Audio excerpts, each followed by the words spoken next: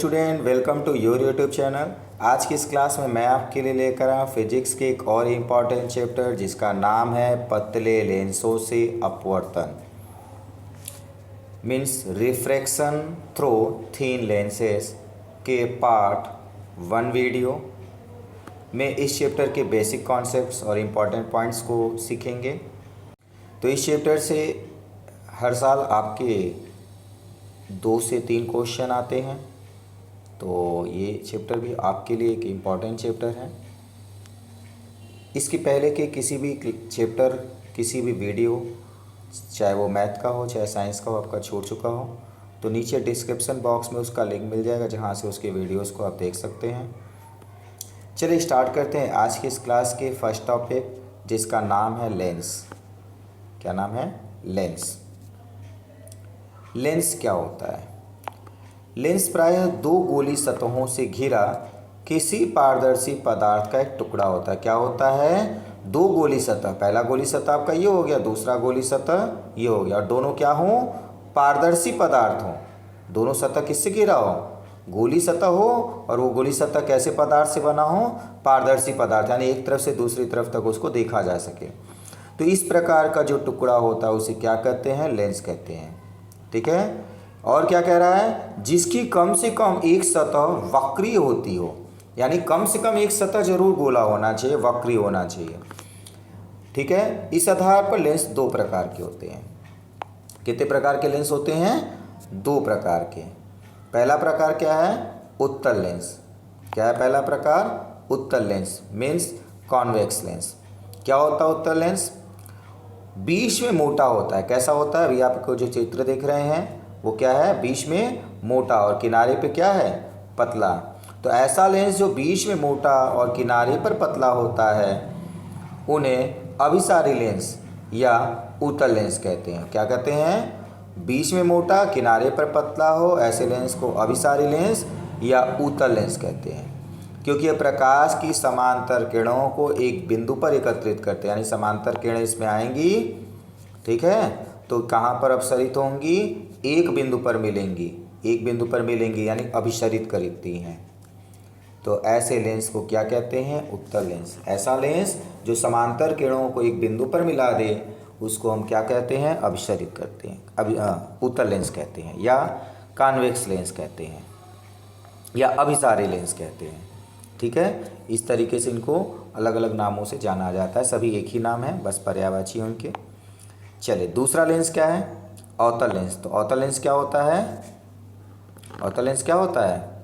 वह लेंस जो बीच में क्या हो? दबा हुआ हो। बीच में क्या हो? दबा हुआ हो। वह लेंस जो बीच में पतला तथा किनारे पर मोटे होते हैं या बीच में दबा हुआ हो, ठीक है, ऐसे लेंस को क्या कहते हैं? अवतल लेंस, यानी कॉनकेव लेंस। इन्हें अपसारी लेंस भी कहते हैं। क्या कहते हैं? अपसारी लेंस, क्योंकि यह प्रकाश की किरणों को एक और अधिक फैला देती हैं। क्या करती हैं? एक और अधिक फैला देती हैं, यानी आएंगी यदि किरणें समांतर तो क्या हो जाएंगी? फैल जाएंगी। ठीक है। तो अब उत्तल लेंस और अवतल लेंस से संबंधित कुछ अन्य तथ्यों को देखते हैं, जिनमें सबसे पहले दे रहा है, दिए गए चित्र में सी क्या है? प्रकाशिक केंद्र है। सी क्या होता है? प्रकाशिक केंद्र होता है। और प्रकाशिक केंद्र किसे कहते हैं? लेंस के मध्य बिंदु को प्रकाशिक केंद्र कहते हैं। ठीक है। लेंस का मध्य बिंदु प्रकाशिक केंद्र कहलाता है, और इससे गुजरने वाली प्रकाश किरणें क्या होती हैं? सीधी निकल जाती हैं, अपनी अपने मार्ग से विचलित नहीं होती हैं। अपवर्तन के पश्चात अपने मार्ग से विचलित नहीं होंगी। आगे क्या कह रहा है? F dash C F, F C F dash, F dash C F आपका क्या होता है? मुख्य अक्ष कहलाता है। एफ क्या है? प्रथम फोकस होता है। एफ क्या होता है? प्रथम फोकस होता है। प्रथम फोकस क्या होता है? मुख्य अक्ष पर स्थित वह बिंदु जिससे चलने वाली किरणें अपवर्तन के पश्चात समांतर हो जाती हैं, यानी मुख्य अक्ष पर स्थित वह बिंदु जिससे चलने वाली किरणें अपवर्तन के पश्चात समांतर हो जाती हैं, उसे क्या कहते हैं? प्रथम फोकस कहते हैं। तो मुख्य अक्ष पर यह है, चलने वाली किरणें यहाँ पर समांतर होती हुई प्रतीत होती हैं और जाएंगी कहाँ से? फैल जाती हैं। ठीक है। तो समांतर होते हुए प्रतीत हो या फैल समांतर हो जाएं, ऐसे बिंदु को क्या कहते हैं? प्रथम फोकस कहते हैं। क्लियर है यहाँ तक? इसी तरीके से द्वितीय फोकस है। द्वितीय फोकस क्या होता है? मुख्य अक्ष के समांतर आने वाली किरणें, क्या, मुख्य अक्ष पर स्थित बिंदु जिस पर मुख्य अक्ष के समांतर चलने वाली किरणें अपवर्तन के पश्चात मिलती हैं, ठीक है, यानी समांतर किरणें हों अपवर्तन के पश्चात जहाँ पर मिलेंगी या मिलती हुई प्रतीत हों, ठीक है, उस बिंदु को हम लोग क्या कहते हैं, प्रथम फोकस, द्वितीय फोकस कहते हैं। मिलती या मिलती हुई प्रतीत होती हैं समांतर किरणें किसी बिंदु पर, तो उसको हम लोग क्या कहते हैं, द्वितीय फोकस कहते हैं, ठीक है। तो ध्यान क्या देना है, उत्तल लेंस में, क्या, उत्तल लेंस में प्रथम फोकस सदैव दर्पण के बाईं तरफ होता है, ठीक है, और अवतल लेंस में दाहिनी तरफ। ठीक इसी तरीके से उत्तल लेंस में द्वितीय फोकस दाहिनी तरफ होता है और अवतल लेंस में भी द्वितीय फोकस आपको बाईं तरफ मिलेगा, ठीक है। तो प्रथम फोकस का अपोजिट हमेशा द्वितीय फोकस मिलता है। तो आपको ध्यान क्या देना है, बस आपको प्रथम फोकस कहाँ पर मिलेगा, उत्तल लेंस में बाईं ओर, अवतल लेंस में दाहिनी ओर, इसी का उल्टा द्वितीय फोकस हो जाएगा। चलिए आगे देखते हैं, आगे क्या दे रहा है, एफ डैश सी यानी प्रकाशी केंद्र और फोकस के बीच की दूरी फोकस दूरी कहलाती है। क्या कहलाती है, प्रकाशी केंद्र और फोकस के बीच की दूरी फोकस दूरी कहलाती है। आगे क्या कह रहा है, यदि लेंस के दोनों ओर एक ही माध्यम है तब दोनों फोकस दूरियां बराबर होंगी, यानी प्रथम फोकस दूरी और द्वितीय फोकस दूरी आपस में क्या होंगी, बराबर होंगी। कब, जब दोनों तरफ माध्यम एक ही होगा तब। चलिए नेक्स्ट पॉइंट दे रहा है, उत्तल लेंस से प्रतिबिंब का बनना। क्या दे रहा है, उत्तल लेंस से प्रतिबिंब का बनना। उत्तल लेंस से प्रतिबिंब के बनने के लिए हमें कुछ अन्य बातों को ध्यान देना है, जो हमने ऊपर पढ़ा है उसको बस ध्यान देना है। तो क्या है, वस्तु से विभिन्न स्थितियों में प्रतिबिंब बनाने के लिए सबसे पहली बात आपको याद रखनी है, वो क्या है, एक किरण वस्तु के मुख्य अक्ष के समांतर लेते हैं। क्या लेते हैं, एक किरण मुख्य अक्ष के समांतर लेते हैं, और जो अपवर्तन के पश्चात कहाँ से जाता है, फोकस से। और दूसरी किरण क्या है, दूसरी किरण क्या है, प्रकाशिक केंद्र से जाती है। कहाँ से जाती है, प्रकाशिक केंद्र से जाते हुए लेते हैं, और जो अपवर्तन के पश्चात बिना विचलित हुए सीधे निकल जाती है। कहाँ से निकल जाती है, सीधे। जहाँ ये दोनों किरणें मिलती हैं वहीं प्रतिबिंब बनता है, जैसा कि चित्र में दिखाया जा रहा है। आगे दोनों किरणें जहाँ पर अपवर्तन के पश्चात मिलेंगी वहाँ पर क्या बनेगा, प्रतिबिंब बनेगा, ठीक है। तो प्रतिबिंब बनने के लिए क्या चाहिए, दो प्रकाश किरणें चाहिए जो वस्तु से चलेंगी, एक हम मुख्य अक्ष के समांतर लेंगे और दूसरा प्रकाशिक केंद्र से, ठीक है, तो प्रतिबिंब बन जाएगा। तो चलिए प्रथम स्थिति हम लोग देते हैं उत्तल लेंस में, जब वस्तु को कहाँ पर रखें, अनंत पर रखते हैं। वस्तु अनंत पर रखेंगे तो आने वाली किरणें कैसी होंगी, आपस में समांतर होंगी। समांतर किरण कहाँ से जाएगा, अभी आपने देखा है, फोकस से जाएगा।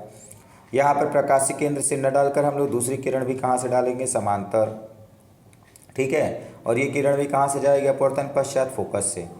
तो प्रतिबिंब कहाँ पर मिला, फोकस पर। इस तरीके से जब भी हम किसी वस्तु का प्रतिबिंब प्राप्त करेंगे उनमें चार बातों को आपको ध्यान देना है। नंबर एक, प्रतिबिंब की स्थिति, यानी प्रतिबिंब कहाँ पर बन रहा है, तो कहाँ पर बन रहा है, फोकस पर। नंबर दो क्या हो गया कि प्रतिबिंब वास्तविक है आभासी। तो जब भी वस्तु और लेंस की दूसरी तरफ आपका प्रतिबिंब बनता है तो सदैव प्रतिबिंब कैसा होगा, वास्तविक होगा। कैसा होगा, वास्तविक होगा, ठीक है। नंबर तीन, वास्तविक हो गया। नंबर तीन, जब प्रतिबिंब वास्तविक होता है तो सदैव कैसा मिलेगा, उल्टा मिलेगा। कैसा, सदैव वास्तविक प्रतिबिंब उल्टा मिलता है। तो बिना कुछ सोचे आप इसका जवाब दे सकते हैं। नंबर चार, प्रतिबिंब छोटा है या बड़ा, तो वस्तु इतना बड़ा, प्रतिबिंब बिंदु के आकार का बन रहा है, बहुत छोटा मिल रहा है। कैसा मिल रहा है, बहुत छोटा मिलेगा, ठीक है। तो इस तरीके से प्रतिबिंब में चार चीज़ों को आपको ढूंढना। स्थिति, यहाँ पर फोकस है, वास्तविक आभासी तो वास्तविक है, उल्टा या सीधा तो उल्टा है, और छोटा या बड़ा तो बहुत छोटा है। तो इस प्रथम स्थिति में प्रतिबिंब के बनने में चार चीज़ों का आपका हो गया। ठीक इसी तरीके से द्वितीय स्थिति देखते हैं। द्वितीय स्थिति क्या है, जब वस्तु 2f और यह अनंत के बीच में हो। कहाँ पर हो, 2f और अनंत के बीच में हो। 2f कहाँ पर है, ये रहा। वस्तु कहाँ पर रख दी, इसके ऊपर कह रहा है 2f और अनंत के बीच में हो। तो 2f से थोड़ा सा दूर रखेंगे। ठीक है, 2f से थोड़ा सा पहले, तो 2f आपका कहाँ पर है, यहाँ पर, और वस्तु को थोड़ा सा दूरी पर रखा गया है। तो पहली किरण कैसे डालेंगे, समांतर, जो अपवर्तन के पश्चात कैसी हो जाएगी, फोकस से। दूसरी किरण कहाँ से जाएगी, प्रकाशीय केंद्र से। दोनों एक दूसरे को कहाँ पर मिल रही हैं, 2f और f के बीच में मिल रही। कहाँ मिल रही, 2f और f के बीच में।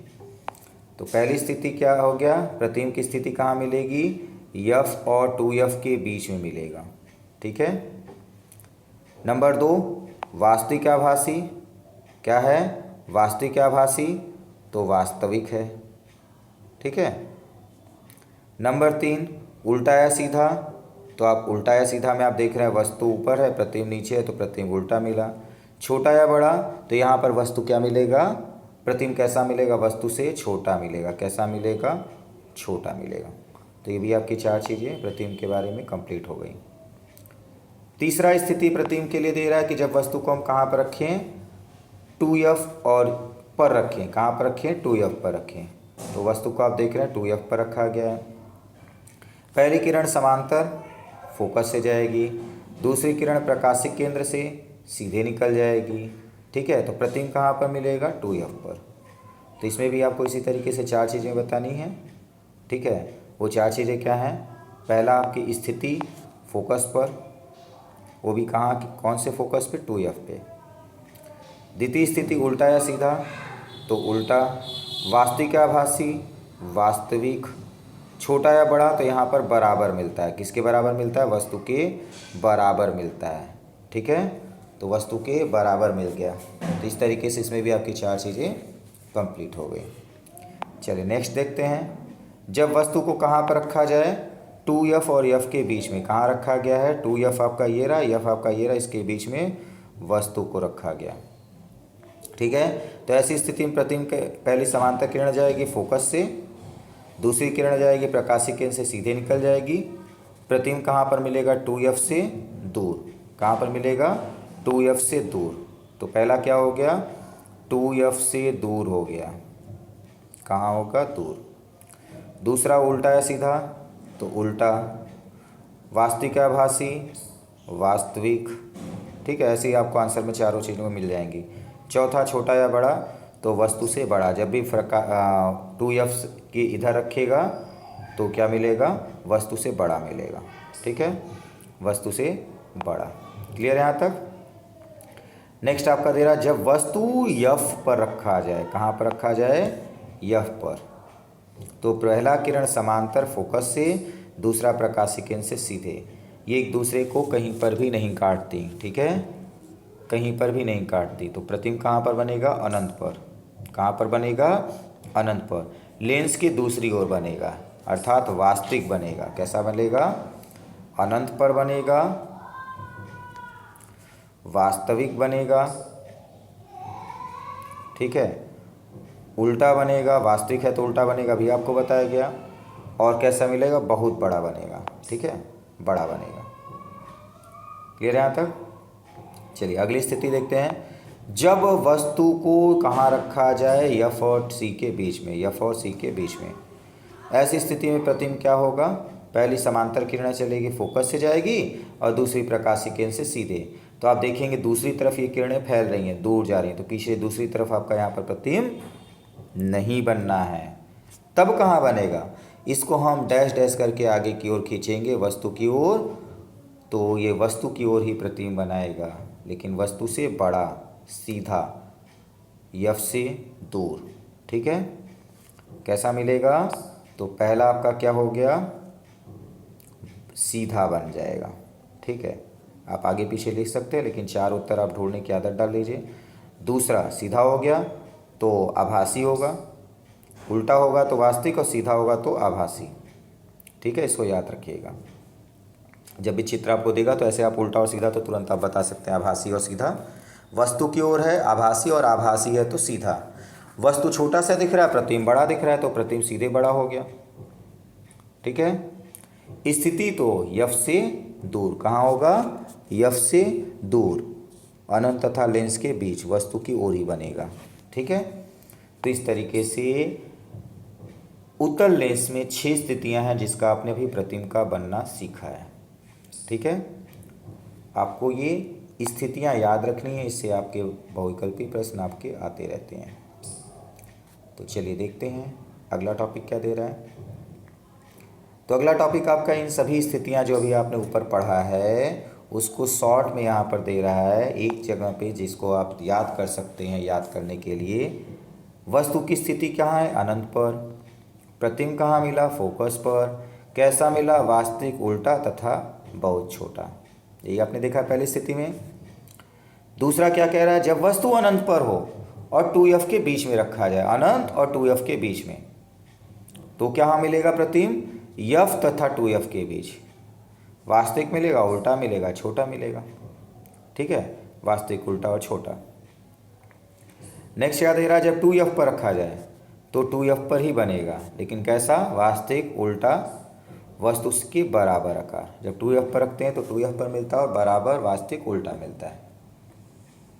ठीक है, चलिए आगे देखते हैं। तो आगे क्या दे रहा है, 2f और f के बीच में रखा जाए। कहाँ रखा जाए, 2f और f के बीच में, तो लेंस के दूसरी ओर 2f तथा अनंत के बीच बनता है। वास्तविक मिलेगा, उल्टा मिलेगा और बड़ा। जब f पर रखा जाए, ठीक है, f पर रखा जाए तो कहाँ पर मिलेगा, लेंस के दूसरी ओर अनंत पर मिलता है। वास्तविक मिलता है, उल्टा मिलता है तथा बहुत बड़ा मिलता है। जब f तथा सीप के बीच रखा जाए तो अनंत और लेंस के बीच मिलता है, वस्तु की ओर मिलता है, आभासी मिलता है, सीधा मिलता है और बड़ा मिलता है। तो उम्मीद करते हैं यहाँ तक कि आपको जो भी टॉपिक्स बताया गया है क्लियर हो गया होगा। यदि आपको वीडियो पसंद आए तो वीडियो को लाइक कीजिए और चैनल को अभी तक आपने सब्सक्राइब नहीं किया है तो चैनल को सब्सक्राइब कर लीजिए। और किसी प्रकार की कोई दिक्कत हो तो आप कमेंट बॉक्स में ज़रूर बता सकते हैं, उस प्रॉब्लम को भी सॉल्व किया जाएगा। चलिए अगला टॉपिक देखते हैं। अगला टॉपिक दे रहा है आपका अवतल लेंस से प्रतिबिंब का बनना। क्या दे रहा है, अवतल लेंस से प्रतिबिंब का बनना। ठीक है, तो अवतल लेंस से प्रतिबिंब के बनने के लिए दो स्थितियां हैं, जिनमें से आपको यहाँ पर क्या दे रहा है, वस्तु की हर स्थिति प्रतिबिंब आभासी सीधा वस्तु से छोटा व लेंस के फोकस के बीच में बनता है। यानी पहली स्थिति में जब वस्तु को अनंत पर रखेंगे और दूसरी स्थिति में मुख्य अक्ष पर रखें तो प्रतिबिंब क्या होता है, सदैव कैसा होगा, सदैव कैसा मिलेगा, आभासी मिलेगा, सीधा मिलेगा, वस्तु से छोटा मिलेगा और फोकस और लेंस के बीच बनता है। कहाँ बनता है, फोकस और लेंस के बीच में। ठीक है, चलिए आगे देखते हैं। आगे क्या दे रहा है, चिन्ह परिपाटी। तो चिन्ह परिपाटी में आपको अलग से कुछ नहीं याद करना है, आप ये याद रखना है आपको कि दर्पण की प्रकाशिक केंद्र जो होता है उसको हम लेंस के प्रकाशिक केंद्र को मूल बिंदु मान लेते हैं। तो मूल बिंदु के बाईं तरफ की सभी दूरियां ऋणात्मक, दाईं तरफ की धनात्मक, ऊपर की दूरियां धनात्मक और नीचे की दूरियां ऋणात्मक नापी जाती हैं। ठीक है, तो इस आधार पर लेंस पर प्रकाश किरणें सदैव बाईं ओर से डाली जाती हैं, तो समस्त दूरियां लेंस के प्रकाशिक केंद्र के मुख्य अक्ष के समांतर नापी जाती हैं। तो वे दूरियां जो आपतित किरण की दिशा में मापी जाती हैं क्या ली जाती हैं, ऋणात्मक ली जाती है। तो यहाँ पर आपको थोड़ा सा सुधार करना है, कैसा ली जाएंगी, ऋणात्मक ली जाएंगी। ठीक है, कैसी दूरियां ली जाएंगी, यहाँ पर ऋणात्मक ली जाती हैं। ठीक है, और वे दूरियां जो आपतित किरण के विपरीत दिशा में नापी जाती हैं कैसी ली जाती हैं, धनात्मक ली जाती हैं। कैसी ली जाती हैं, धनात्मक ली जाती हैं। वस्तु अथवा प्रतिबिंब, वस्तु अथवा प्रतिबिंब की लंबाई मुख्य अक्ष के ऊपर धनात्मक तथा नीचे की ओर ऋणात्मक ली जाती हैं। आपतित किरण आपका कहाँ से आता है, बाईं ओर से आता है, तो बाईं ओर की सभी दूरियां कैसे लेंगे, ऋणात्मक, और अपवर्तित किरण दाहिनी तरफ आता है यानी कि कैसा हो जाएगा, धनात्मक। तो ये आपको याद रखना है, आपतित किरण की दिशा में मापी गई दूरियां ऋणात्मक और अपवर्तित किरण आपतित किरण के विपरीत यानी अपवर्तित किरण की दिशा में धनात्मक ली जाती हैं। इस आधार पर कुछ तथ्यों को आपको यहाँ पर दे रहा है। U सदैव कैसा होता है, ऋणात्मक, किसके लिए, उत्तल लेंस के लिए। V सदैव धनात्मक किंतु प्रकाशिक केंद्र तथा फोकस के बीच न हो। F सदैव धनात्मक लिया जाता है उत्तल लेंस के लिए।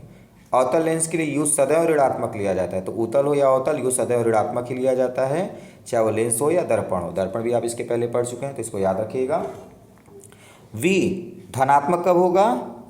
जब प्रतिबिंब वास्तविक बनेगा। लेंस के लिए धनात्मक कब होगा? जब प्रतिबिंब वास्तविक बनेगा। ठीक है, तो धनात्मक लेंगे। और आभासी बनेगा तो क्या लेंगे? ऋणात्मक। चाहे वो उत्तल हो चाहे अवतल हो। तो अवतल में सदैव आभासी बनता है, तो अवतल में सदैव आपका क्या होगा? ऋणात्मक। ठीक है, और यू सदैव ऋणात्मक होता है दोनों के लिए। यफ उत्तल लेंस के लिए धनात्मक और अवतल लेंस के लिए क्या होता है? ऋणात्मक होता है। यफ क्या होता है? सदैव ऋणात्मक होता है अवतल लेंस के लिए, यानी अभिसारी लेंस के लिए। उम्मीद करते हैं यहाँ तक के पॉइंट समझ में आएंगे। चलिए अगला पॉइंट देखते हैं। तो अगला पॉइंट आपका दे रहा है लेंस का सूत्र। क्या होता है लेंस का सूत्र? दोनों प्रकार के लेंस के लिए वस्तु की दूरी u, प्रतिबिंब की दूरी v तथा फोकस दूरी f में संबंध निम्न प्रकार है। क्या है? 1/f is equal to 1/v minus 1/u। क्या है? 1/f is equal to 1/v minus 1/u। u हमेशा माइनस के साथ लेंगे। ठीक है, सूत्र में u हमेशा माइनस के साथ, बाकी जब वैल्यू रखेंगे तो हम चिन्ह परिपाटी का प्रयोग करेंगे। इस सूत्र का उपयोग करते समय ज्ञात दूरियों के मान चिन्ह उचित सहित रखते हैं। अज्ञात दूरियों के मान चिन्ह सहित प्राप्त हो जाते हैं। ठीक है, अगर उचित चिन्हों का प्रयोग करेंगे तो उत्तर भी आपका उचित चिन्हों के साथ आसानी से प्राप्त हो जाएगा। अगले टॉपिक दे रहा है आपका रेखीय आवर्धन, लिनियर मैग्निफिकेशंस। क्या है? लेंस द्वारा बने किसी प्रतिबिंब की लंबाई तथा वस्तु की लंबाई के अनुपात को रेखीय आवर्धन कहते हैं। अर्थात रेखीय आवर्धन यम बराबर प्रतिबिंब की लंबाई आई बटे वस्तु की लंबाई ओ। ठीक है, या लेंस से प्रतिबिंब की दूरी बटे में वस्तु से प्रतिबिंब की दूरी होती है। इसको यम से प्रदर्शित करते हैं तो यम बराबर क्या हो जाएगा? आई बटे ओ बराबर वी बटे में यू। शॉर्ट में इसको इस तरीके से आप याद कर सकते हैं। यम बराबर आई बटे ओ बराबर वी बटे यू, जहाँ आई आपका प्रतिबिंब की लंबाई है इमेज, ओ आपका वस्तु की लंबाई है ऑब्जेक्ट, वी आपकी प्रतिबिंब से प्रकाशिक केंद्र की दूरी और यू आपकी वस्तु से प्रकाशिक केंद्र की दूरी है। ठीक है, नेक्स्ट हेडिंग है आपकी लेंस की क्षमता। क्या होती है लेंस की क्षमता? पावर ऑफ लेंस क्या होता है? लेंस की प्रकाश किरण को अभिसरित या अपसरित करने की क्षमता लेंस की क्षमता कहते हैं। अभिसरित या अपसरित करने की क्षमता को क्या कहते हैं? लेंस की क्षमता कहते हैं। किसी लेंस की क्षमता को P यानी P से प्रदर्शित करते हैं। लेंस की क्षमता P और लेंस की फोकस दूरी f के व्युत्क्रम के बराबर होती है, यानी एक दूसरे के व्युत्क्रम होते हैं। ठीक है, एक बढ़ेगा तो दूसरा घटेगा, परंतु कब? जब फोकस दूरी मीटर में ली जाती है तब। तो यहाँ पर हमेशा फोकस दूरी का मात्रक क्या होगा? मीटर। तो फार्मूला क्या हो जाएगा? P is equal to 1/f। ठीक है, P is equal to 1/f bracket में मीटर, और इसका मात्रक क्या होता है? P का पावर का डायोप्टर। क्या होता है? डायोप्टर। इसका मात्रक क्या हो जाएगा? क्षमता, लेंस की क्षमता का डायोप्टर होता है। ठीक है, नेक्स्ट क्या करा? यदि यह दूरी सेमी में नापी गई हो, यानी मीटर में न दिया हो, सेमी में दिया हो, तब फार्मूला ये चेंज हो जाकर ये जाएगा और क्या हो जाएगा? P is equal to 100/f। ठीक है, यानी ये समझ लीजिए जब भी आपको क्षमता मीटर में नहीं दिया है तो मीटर में बदल कर ही आप निकाल सकते हैं। ठीक है, नेक्स्ट उत्तल लेंस की क्षमता धनात्मक होती है। कैसी होती है? धनात्मक। अवतल लेंस की क्षमता ऋणात्मक होती है। क्योंकि फोकस दूरी आपने ऊपर देखा धनात्मक और ऋणात्मक है, तो क्षमताएं भी उत्तल लेंस की धनात्मक और अवतल लेंस की क्षमता ऋणात्मक होती है। ठीक है, चलिए कुछ अन्य महत्वपूर्ण सूत्र देखते हैं। क्या है? जब यम फोकस तथा फोकस दूरी ज्ञात हो, आवर्धन यम और फोकस दूरी ज्ञात हो, तो प्रतिबिंब का क्षेत्रफल आता है यम स्क्वायर इंटू वस्तु का क्षेत्रफल। प्रतिबिंब का क्षेत्रफल क्या आएगा? यम स्क्वायर इंटू वस्तु का क्षेत्रफल आता है। यहाँ यम क्या है? आवर्धन क्षमता है, और वस्तु का क्षेत्रफल प्रतिबिंब के क्षेत्रफल में से तीनों में से एक चीज़ें आपको देंगे। नेक्स्ट क्या है? लेंस के वस्तु की दूरी u बराबर होता है 1 - m/m मल्टीप्लाई f। जब v न दे, u और f दे, तो आप इस तरीके से यम दिया हो तो आप इस तरीके से सूत्र प्रयोग कर सकते हैं। क्या? u is equal to 1 - m/m multiply f। ठीक है, यानी अंश में f।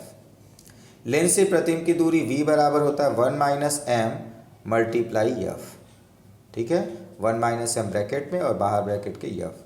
ये आपके 3 सूत्र हैं जिसको आपको प्रयोग करना पड़ेगा, याद रखना पड़ेगा। नेक्स्ट क्या है, लेंस की संयोजन क्षमताएं।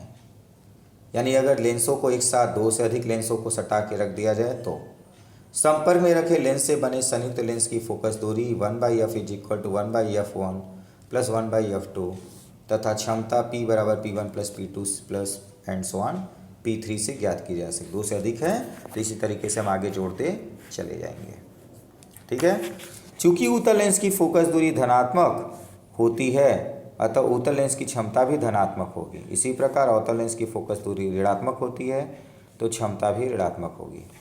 उपरोक्त सूत्र से स्पष्ट है कि लेंस की फोकस दूरी जितनी कम होगी उसकी क्षमता उतनी ही अधिक होगी। ठीक है, लेंस की फोकस दूरी जितनी कम होगी उसकी क्षमता उतनी ही अधिक होगी। आगे क्या कह रहा है, यदि 2 लेंसों के बीच की दूरी d हो, क्या हो, d हो, तो संयुक्त लेंस की फोकस दूरी 1/f is equal to 1/f1 plus 1/f2 minus d/f1 multiply f2। जब बीच की दूरी d दिया हो, 2 लेंसों के बीच की दूरी d दिया हो तो f इज इक्वल टू आपका ये फार्मूला अप्लाई करना पड़ेगा, जहाँ लेंस की क्षमता p is equal to 1/f हो जाएगा। ठीक है, अब लेंस का उपयोग कहाँ कहाँ करते हैं, लेंस का उपयोग क्या, यूज़ ऑफ लेंसेज क्या, यूजेज ऑफ लेंसेज। ठीक है, तो लेंसों का उपयोग हमारे जीवन में बहुत उपयोग होता है। नंबर 1 दिया हुआ है, घड़ी साज यानी घड़ी बनाने वाला घड़ी के छोटे छोटे पुर्जों को देखने के लिए उत्तल लेंस का उपयोग करता है। चिकित्सा विज्ञान में डॉक्टर चिकित्सक क्या करता है, आँख नाक कान में बीमारी को देखने के लिए उत्तल लेंस का प्रयोग करते हैं। ठीक है, चिकित्सक यानी जो डॉक्टर होते हैं आँख नाक तथा कान में बीमारी को देखने के लिए उत्तल लेंस का प्रयोग करते हैं। नेक्स्ट, उत्तल लेंस का प्रयोग फोटोग्राफिक कैमरे, सूक्ष्मदर्शी, दूरदर्शी, अन्य प्रकाशिक यंत्रों में भी किया जाता है। ठीक है, तो सूक्ष्मदर्शी और दूरदर्शी अभी हम लोग नेक्स्ट चैप्टर में देखेंगे, वहाँ पर उसके बारे में हम लोग सीखेंगे। नेक्स्ट पॉइंट दे रहा है आपका महत्वपूर्ण तथ्य। अगला टॉपिक आपका क्या है, महत्वपूर्ण तथ्य, जिसका पहला पॉइंट क्या दे रहा है, लेंस 2 गोली सतहों, क्या है, लेंस 2 गोली सतहों के मेल से निर्मित है। किससे निर्मित है, 2 गोली सतहों के मेल से निर्मित है, जो 2 प्रकार के होते हैं, उत्तल लेंस तथा अवतल लेंस। कितने प्रकार के होते हैं, 2 प्रकार के, उत्तल लेंस और अवतल लेंस। ठीक है, लेंस के प्रथम फोकस और लेंसों में प्रथम फोकस और द्वितीय फोकस होते हैं। तो लेंस में प्रथम और द्वितीय 2 फोकस होते हैं। ठीक है, अगला पॉइंट दे रहा है, लेंस के प्रकाशीय केंद्र से जाने वाली किरणें सीधे निर्गत हो जाती हैं। तो अभी हम लोग इसका सभी जितने भी प्रतिबिंब बनाए हैं, 6 आपका उत्तल लेंस और 2 अवतल लेंस, दोनों में आपने देखा कि प्रकाशिक केंद्र से जाने वाली किरण कैसे निकल गई थी, सीधे निकल गई थी। नेक्स्ट आपका सूत्र है लेंस के लिए 1/f is equal to 1/v minus 1/u। Lens के सूत्र के नाम से जाना जाता है। 1/f is equal to 1/v plus 1/u दर्पण के सूत्र से जाना जाता है। तो जब u का मान माइनस में दिया हो सूत्र में, और तो उसको हम किसके नाम से जानते हैं, लेंस के सूत्र से, और प्लस में दिया हो तो दर्पण के सूत्र से जाना जाता है। लेंस की क्षमता इसके फोकस दूरी का व्युत्क्रम होता है। कैसा होता है, फोकस दूरी का व्युत्क्रम, कौन, क्षमता। नेक्स्ट क्या दे रहा है, लेंस के समायोजन के फलस्वरूप संयुक्त लेंस की क्षमता संयुक्त लेंस की फोकस दूरी के व्युत्क्रम के बराबर होती है। ठीक है, लेंस के द्वारा रेखीय आवर्धन यम बराबर -v/u होता है। ठीक है, लेंस के लिए रेखीय आवर्धन यम बराबर क्या होता है, -v/u होता है। और लेंस की क्षमता का मात्रक क्या होता है, SI मात्रक क्या होता है, डायोप्टर, जिसको D से भी लिखा जाता है। ठीक है, किससे लिखते हैं, D से। प्रति मीटर को क्या बोलते हैं, D, डायोप्टर। नेक्स्ट, दृष्टि दोष वाले व्यक्तियों को दृष्टि दोष लेंसों के माध्यम से सुधारा जा सकता है। यानी किसी के आंखों में, नेत्र में दोष है, तो चाहे वो दूर दृष्टि दोष हो, चाहे निकट दृष्टि दोष हो, या किसी प्रकार का दोष हो, वहाँ पर दृष्टि दोष के सुधार के लिए हम लेंसों का प्रयोग किया जाता है। उत्तल अवतल इस तरीके से दर्पण का, लेंस का प्रयोग किया जाता है।